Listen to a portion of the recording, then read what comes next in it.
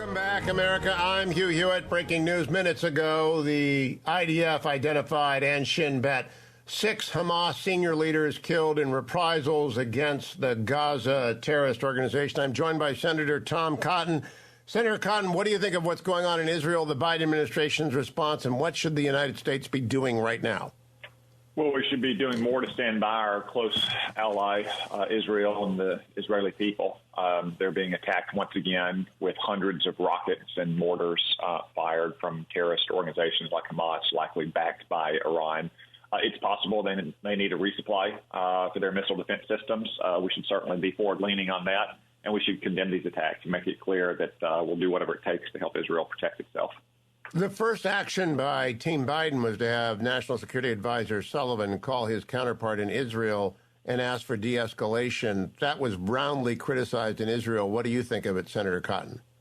Yeah, that was disgraceful to call on the government of Israel, democratically elected by its own people, to stand down in the face of terrorist assaults. The only people escalating the attacks here are Hamas terrorists who are firing these missiles at innocent civilians.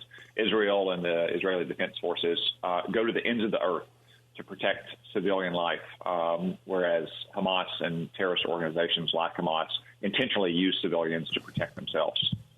Now, Senator Cotton, Senator Cruz was just on. You were part of that hearing on S1 yesterday. What do we make of this bill? Does it have any chance of passing? Well, Hugh, what to make of it is the Democrats are worried that they can't win elections in the future because their agenda is so radical and so far outside the mainstream. So they want to rig the rules for future elections. They want to federalize all elections and have crazy practices like mandatory mail-out ballots and ballot harvesting. Ballots are coming in up to 10 days after the election, and mandatory same-day voter registration. We don't want that in Arkansas, and most states don't want it either. They run their elections perfectly well. A lot of states are working to improve their election processes right now. And not only do the Democrats not have 60 votes for this bill, right now they don't even have 50 votes for it. So as things stand now, no, we're going to stop this crazy effort to federalize our elections. And, you know, if you ask us what our response is to this bill, what we would do to federalize elections, my answer is we don't have a bill to federalize election because we think our states and our municipalities are best situated to run elections for their own people. Good response. Do you have similar good news on the $4.5 trillion that President Biden wants to throw on the Barbie? Really, we have inflation that is now spooking the markets and clearly present in the system, and he wants to throw fuel on the fire. Do you have good news on that?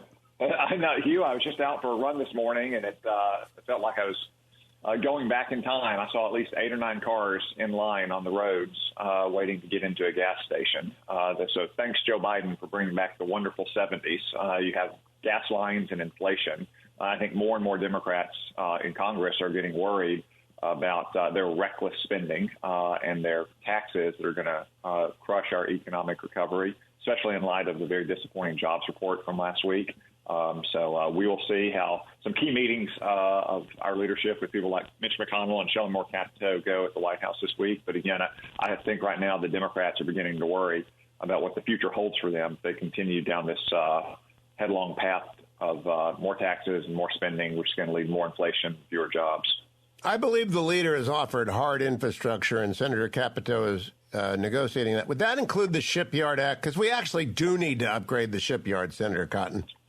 Yeah, I hope so, Hugh. I support the legislation, sponsor the legislation that will invest billions of new dollars in our shipyards to help expand our Navy. I think it is amazing. It is truly amazing that in proposing $6 trillion, think about that, Hugh, $6 trillion of new spending, which is more than the government spends in a single year on everything combined, the Democrats couldn't find a few nickels rolling around the federal government's proverbial cushions to spend on defense. And in fact, defense is getting a cut in Joe Biden's budget this year. So we shouldn't be spending this money to begin with. But if we are going to spend that much money, we certainly need to invest in our military and make sure that we are accelerating the programs that are going to help recapitalize our Navy and our Air Force, modernize our Army, and make sure our troops now and in the future have the very best cutting-edge technology and weapons to keep our country safe. Senator Cotton, I got a rebuke when I said they were cutting defense from one of my friends in the Biden White House. Said, "Oh no, the top line's going up." To which you respond? Inflation, Hugh. I mean, it's about to be a pretty big cut when inflation gets even higher. But look, there's a clear direction that the military needs to go.